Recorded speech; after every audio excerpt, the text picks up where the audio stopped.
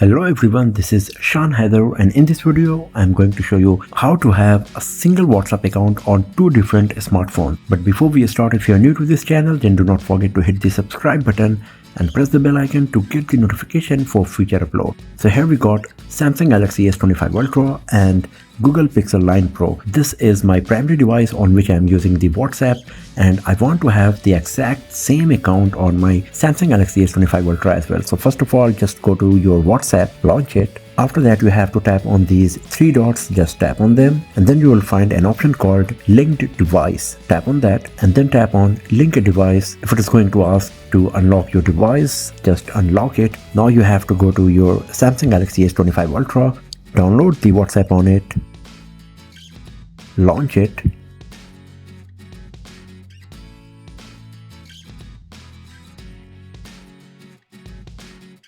then once you reach this screen where it is showing enter your phone number, you need to tap on these three dots and you will find an option called link as companion device. Just tap on this and then it will show you this QR code that you need to scan with your primary device. So I'm going to scan this and you can see it is showing logging in, and now my chats are loading on this device, and you can see here a new device is linked, Android, and here I'm getting all of my messages as you can see here. So it's getting populated and all of my conversation and everything will be here along with the images and everything. So this is how you can link and have the same WhatsApp account on two different smartphones to use them from any of these two devices. So that's all for now friends. Thanks for watching this video. If you found it useful, then give it a thumbs up, share it with your friends, subscribe the channel, and I will see you guys next time in another video. Have a nice day.